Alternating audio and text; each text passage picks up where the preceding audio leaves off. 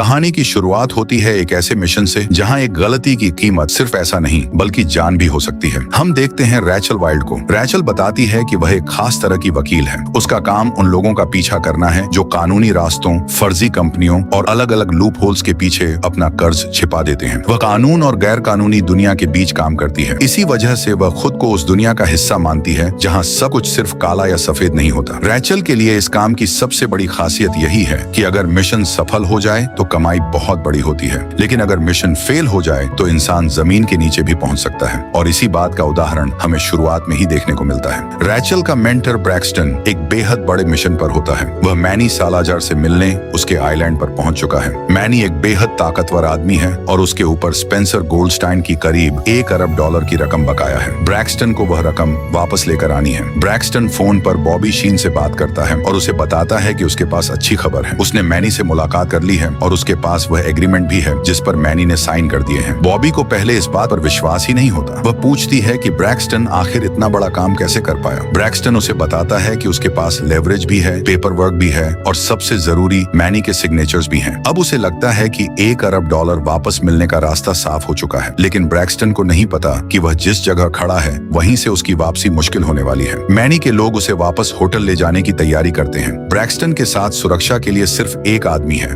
और उसे भरोसा है कि अब सब कुछ खत्म हो चुका है, लेकिन तभी अचानक माहौल बदल जाता है। मैनी के लोग ब्रैक्सटन पर हमला कर देते हैं। ब्रैक्सटन को संभलने का मौका तक नहीं मिलता। गोलियां चलती हैं और कुछ ही पलों में वह जमीन पर गिर जाता है। जिस एग्रीमेंट को वह अपनी सबसे बड़ी जीत समझ रहा था, वही एग्रीमेंट अब मैनी के हाथ में है। मैनी के लोग साफ कर देते हैं कि वह कर्ज चुकाने वाला नहीं है। ब्रैक्सटन की हत्या कर दी जाती है और उसके साथ ही $1 अरब वापस लेने का पहला मिशन भी खत्म हो जाता है। लेकिन मैनी की यह जीत ज्यादा देर तक नहीं रहने वाली थी, क्योंकि अब कहानी में आती है रैचल। ब्रैक्सटन की मौत की खबर के बाद रैचल सीधे बॉबी शीन के पास पहुंचती है। वह बॉबी से सवाल करती है कि ब्रैक्सटन को मैनी के बारे में पूरी जानकारी क्यों नहीं दी गई थी। बॉबी अपनी तरफ से सफाई देती है, लेकिन रैचल जानती है कि असली समस्या मैनी सालाजार है। रैचल बॉबी को बताती है कि मैनी ऐसा आदमी नहीं है जिसे $1 अरब उधार देकर आसानी से वापस मिलने की उम्मीद की जाए। लेकिन रैचल के पास सिर्फ शिकायत करने का समय नहीं है। वह बॉबी के सामने खुद यह काम करने का प्रस्ताव रखती है। रैचल का मानना है कि अगर मैनी से सीधे पैसा वापस नहीं लिया जा सकता तो उसकी छिपी हुई संपत्तियों और उसके पूरे नेटवर्क को निशाना बनाना होगा। बॉबी पहले उसकी बात को हल्के में लेती है, लेकिन रैचल पीछे नहीं हटती। वह साफ कर देती है कि वह इस मिशन को पूरा कर सकती है। अब रैचल अकेले यह काम नहीं करने वाली थी। वह अपने दो सबसे भरोसेमंद लोगों को चुनती है, सिड और ब्रोंको। रैचल बताती है कि वह इन दोनों के साथ काफी समय से काम कर रही है और अगर किसी पर अपनी जान बचाने के लिए भरोसा किया जा सकता है तो वे दोनों ही हैं। मैनी को पकड़ना आसान नहीं है। वह अलग अलग नामों और पहचान के पीछे अपनी संपत्तियां छिपाता है। एक महीने वह किसी और नाम से दिखाई देता है और अगले महीने किसी दूसरे नाम से। इसलिए रैचल फैसला करती है कि मैनी पर सिर्फ एक तरफ से हमला करने का कोई फायदा नहीं होगा। उसे कानूनी और गैर कानूनी दोनों रास्तों से घेरना पड़ेगा। रैचल की टीम को दो हिस्सों में बांटा जाता है। ब्रोंको की टीम का काम एक्सट्रैक्शन, इंटिमिडेशन और सैबोटाज होगा। वहीं सिड की टीम करप्शन, ब्राइबरी और कोवर्ट सर्वेलेंस के जरिए मैनी के नेटवर्क को कमजोर करेगी। अब रैचल अपनी टीम को पूरा प्लान समझाती है। मैनी की सबसे बड़ी कमजोरी उसका पैसा है। अगर उसके कारोबार पर अलग अलग जगहों से दबाव बनाया जाए तो आखिरकार उसे बातचीत की मेज पर आना ही पड़ेगा। रैचल इसे एक पिसर मूवमेंट की तरह इस्तेमाल करने वाली थी। एक तरफ कानून और दूसरी तरफ प्रैक्टिकल ऑपरेशंस। सबसे पहले सिड को सऊदी अरब भेजा जाता है। वहां से मैनी के कारोबार पर दबाव डालना शुरू किया जाएगा। दूसरी तरफ ब्रोंको रैचल के साथ रहेगा और मैनी के आइलैंड पर जाकर उसकी गतिविधियों को कमजोर करने की तैयारी करेगा। लेकिन रैचल को सीधे मैनी से मिलने से पहले उसकी ताकत को समझना जरूरी था। इसीलिए पहला कदम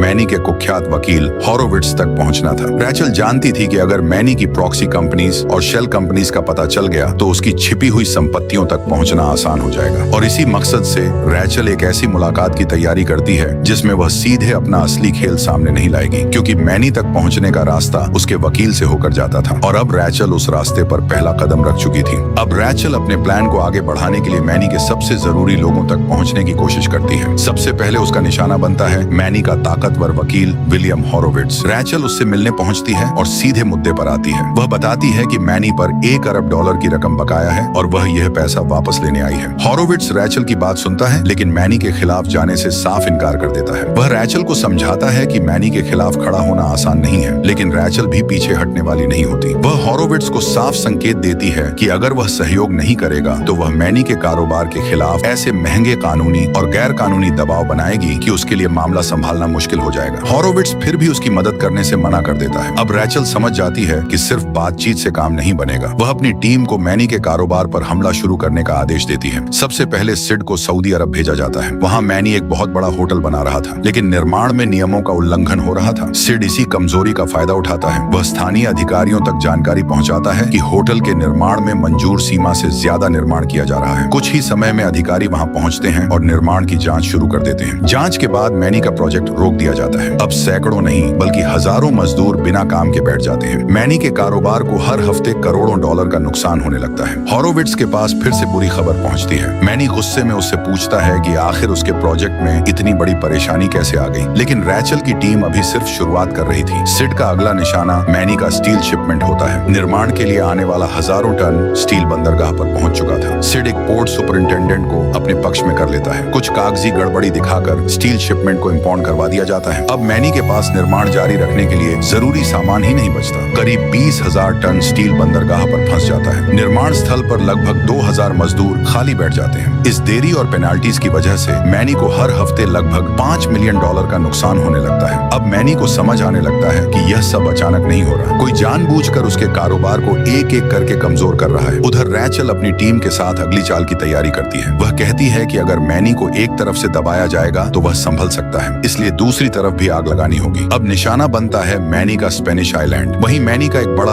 ऑनएल रिग मौजूद था। ब्रोंको और बेकर को इस काम की जिम्मेदारी दी जाती है। दोनों आइलैंड पर पहुंचते हैं और एक ऐसे आदमी से मिलते हैं जो उनके लिए जरूरी सामान जुटा सकता है। उन्हें पता चलता है कि अगले दिन ऑयल रिग के लिए एक जरूरी ब्लो आउट प्रिवेंटर पहुंचने वाला है। ब्रोंको के सामने दो रास्ते होते हैं। पहला, सीधे उस इक्विपमेंट को नष्ट कर दिया जाए, लेकिन रैचल इस विचार को बहुत खतरनाक मानती है। अगर बहुत बड़ा धमाका किया गया तो मैनी को तुरंत समझ आ जाएगा कि कोई जानबूझकर उसके कारोबार पर हमला कर रहा है। इसलिए ब्रोंको एक ज्यादा चालाक तरीका चुनता है। वह ऑयल रिग के सेफ्टी सिस्टम में ऐसी खराबी पैदा करने की योजना बनाता है जिसे देखकर किसी को तुरंत सैबोटाज का शक न हो। इसे ऐसा दिखाना था जैसे मशीन में कोई तकनीकी समस्या अपने आप पैदा हुई हो। ब्रोंको और बेकर जरूरी उपकरण तैयार करते हैं। फिर वे रिग के सिस्टम में एक छोटा लेकिन बेहद असरदार बदलाव करते हैं। अब सेफ्टी सिस्टम खुद रिग को बंद कर देगा। इसके बाद सेफ्टी इंस्पेक्टर्स को सही दिशा में जांच करने के लिए मजबूर किया जाता है। जांच शुरू होती है और आखिरकार रिग में फेल सेफ मालफंक्शन सामने आ जाता है। ऑयल रिग को काम करना बंद करना पड़ता है। अब मैनी की एक और बड़ी कमाई रुक चुकी थी। वह हर दिन लगभग $500 मिलियन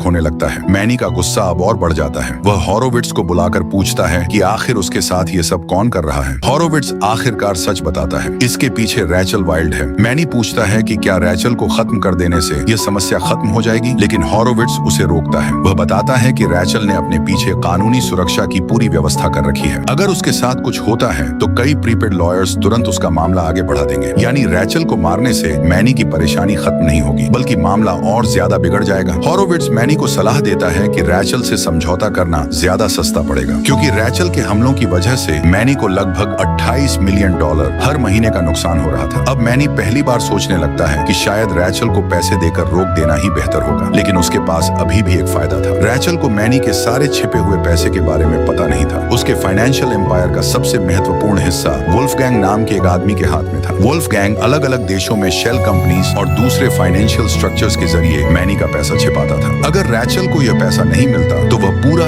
$1 अरब वापस नहीं निकाल सकती थी। लेकिन रैचल को अभी वोगोंग के बारे में पूरी जानकारी नहीं थी और अब उसकी टीम का अगला काम था वोगोंग तक पहुंचना, क्योंकि मैनी के साम्राज्य को तोड़ने के लिए सिर्फ उसके सामने दिखाई देने वाले कारोबार को नुकसान पहुंचाना काफी नहीं था। उसे उस छिपे हुए पैसे तक पहुंचना था जिसके बारे में मैनी को सबसे ज्यादा भरोसा था कि कोई कभी नहीं खोज पाएगा। अब रैचल की टीम को पता चल चुका था कि मैनी के छिपे हुए पैसों तक पहुंचने का रास्ता वोगोंग क्लोज से होकर जाता है। वोगोंग कोई साधारण अकाउंटेंट नहीं था। वह मैनी के पूरे फाइनेंशियल एम्पायर को संभालता था और अलग अलग देशों में कंपनियों के बीच पैसा घुमाकर उसकी असली ओनरशिप छिपाता था। रैचल समझ जाती है कि अगर वोगोंग के सिस्टम तक पहुंच मिल जाए तो मैनी की उन संपत्तियों का पता लगाया जा सकता है जिन्हें उसने दुनिया से छिपा कर रखा है। लेकिन समस्या यह थी कि वोगोव का ऑफिस बेहद सुरक्षित था। उसका कंप्यूटर एक ऐसे सिस्टम के पीछे था जहां बाहर से कोई सीधा एक्सेस नहीं मिल सकता था। इसलिए रैचल फैसला करती है कि कंप्यूटर को हैक करने की कोशिश करने के बजाय उसके बिल्कुल पास जाकर डेटा हासिल किया जाएगा। रैचल को पता चलता है कि वुल्फगैंग को महंगी और अनोखी चीजों का बहुत शौक है। उसे खासकर पुरानी 1950 की स्कल्पचर्स पसंद हैं और वह बैकगैमन खेलने का भी शौकीन है। यही उसकी कमजोरी बनने वाली थी। रैचल सिड को एक खास काम देती है। वुल्फगैंग को एक ऐसा गिफ्ट दिया जाएगा जिसे वह खुशी से अपने घर और ऑफिस के अंदर रखेगा। सिड को वोल्फगैंग की एक पार्टी में इनवाइट मिलता है। वह वहाँ एक सामान्य मेहमान की तरह पहुंचता है। उसके हाथ में एक खूबसूरत स्टैच्यू होता है। वोल्फगैंग उस गिफ्ट को देखकर खुश हो जाता है क्योंकि वह ठीक उसी तरह की चीज पसंद करता था, लेकिन उसे नहीं पता था कि इस स्टैच्यू के अंदर असली तोहफा छिपा हुआ है। जैसे ही स्टैच्यू वोल्फगैंग के कमरे में पहुंचता है, रैचल की योजना का अगला हिस्सा शुरू हो जाता है। उसमें एक छोटा सर्वेलेंस डिवाइस लगाया गया था। अब अगर वोल्फगैंग उसे अपने कंप्यूटर के करीब रखता है तो रैचल की टीम उसके सिस्टम तक पहुंचने की कोशिश कर सकती थी, लेकिन वोग ने ऑफिस एक फैराडे केज की तरह बनाया गया था। बाहर से कोई सिग्नल अंदर आसानी से नहीं पहुंच सकता था, इसलिए स्टैच्यू को कंप्यूटर के बहुत करीब होना जरूरी था और वोग ने अनजाने में वही कर दिया जिसकी रैचल को जरूरत थी। अब टीम को उसके कंप्यूटर से इंफॉर्मेशन मिलनी शुरू हो जाती है। रैचल वोग की फाइल्स और फाइनेंशियल रिकॉर्ड्स को देखती है। धीरे धीरे उसे उन कंपनियों के नाम मिलने लगते हैं जिनके पीछे मैनी की असली संपत्तियां छिपी हुई थी। अब एक एक करके कनेक्शन सामने आने लगते हैं। कौन सी कंपनी किस कंपनी से जुड़ी है, पैसा किस रास्ते से घूम रहा है और किन एसेट्स का असली मालिक कौन है, इन सब की तस्वीर साफ होने लगती है। रैचल अपनी लीगल टीम को तुरंत काम पर लगा देती है। अब सिर्फ जानकारी इकट्ठी करना काफी नहीं था, उस जानकारी को अदालत में इस्तेमाल करने लायक बनाना जरूरी था। जैसे ही मैनी की हिडन कंपनीज और एसेट्स को उसके नाम से जोड़ा जाता है, रैचल अदालत में इंटरनेशनल अटैचमेंट ऑर्डर्स के लिए आवेदन करती है। अदालत में मैनी की तरफ से विरोध किया जाता है। उसके वकील कोशिश करते हैं कि इन संपत्तियों को फ्रीज होने से बचाया जाए, लेकिन रैचल के पास अब पर्याप्त एविडेंस होता है। जज आखिरकार उसकी एप्लीकेशन को मंजूरी दे देता है। एक के बाद एक मैनी की बड़ी कंपनियां और एसेट्स फ्रीज होने लगते हैं। अब पहली बार मैनी की छिपी हुई दौलत सीधे खतरे में आ जाती है। वो गोंग को समझ आता है कि कोई उसके फाइनेंशियल नेटवर्क तक पहुंच चुका है। वह तुरंत एसेट्स को दूसरी जगह मूव करने की कोशिश करता है, लेकिन रैचल की टीम पहले ही तैयार थी। ग्लोवर रैचल को बताता है कि वुल्फगैंग बड़े एसेट्स इधर उधर कर रहा है। रैचल उसे आदेश देती है कि उन एसेट्स को वुल्फगैंग की हिडन कंपनी से जोड़ो और फिर उन्हीं कनेक्शंस के आधार पर उन्हें भी फ्रीज करवा दो। अब वुल्फगैंग जितना पैसा बचाने की कोशिश करता है, उतना ही ज्यादा उसकी हिडन नेटवर्क की जानकारी सामने आती जाती है। रैचल को आखिरकार मैनी के लगभग पूरे फाइनेंशियल स्ट्रक्चर का पता चल जाता है। अब वह समझती है कि मैनी के पास भागने के लिए ज्यादा जगह नहीं बची। उसकी कंपनियां दबाव में हैं, उसके हिडन एसेट्स फ्रीज हो रहे हैं, उसका कारोबार पहले ही करोड़ों डॉलर का नुकसान झेल रहा है और अब रैचल के पास उसकी सबसे बड़ी ताकत, उसका पैसा भी पहुंच से बाहर करने का रास्ता है। रैचल जानती थी कि अब अगला कदम मैनी को बातचीत की मेज पर लाना है। उसे पूरा $1 अरब चाहिए था और अब मैनी को यह समझ आने लगा था कि अगर वह रैचल से समझौता नहीं करता तो उसकी बाकी बची हुई संपत्ति भी खत्म हो सकती है। इसी दौरान हॉरोविट्ज रैचल को फोन करता है। इस बार उसकी आवाज में पहले जैसी अकड़ नहीं होती। वह रैचल से दोबारा मिलने की बात करता है। रैचल समझ जाती है कि आखिरकार उसकी योजना काम कर गई। वह मैनी से आमने सामने मिलने के लिए तैयार हो जाती है, लेकिन रैचल जानती थी कि मैनी के आइलैंड पर जाना किसी सामान्य बिजनेस मीटिंग जैसा नहीं होगा। वह दुश्मन के घर जा रही थी, इसलिए सिड, ब्रोंको और बाकी टीम को पहले से तैयारी करने का आदेश दिया जाता है। ब्रोंको आइलैंड पर सेफ हाउस और एस्केप रूट्स तैयार करता है। टीम 3 अलग अलग एक्सट्रैक्शन रूट्स की तैयारी करती है ताकि अगर मैनी के लोग हमला करें तो रैचल को किसी भी रास्ते से बाहर निकाला जा सके। अब सब कुछ तैयार था। रैचल मैनी के सामने जाने वाली थी और इस बार उसके हाथ में सिर्फ धमकी नहीं थी, उसके पास मैनी के हिडन एसेट्स की पूरी जानकारी थी। अब सवाल सिर्फ इतना था कि मैनी $1 अरब में से कितना पैसा देने के लिए तैयार होगा और रैचल साफ जानती थी उसे $1 भी कम मंजूर नहीं था।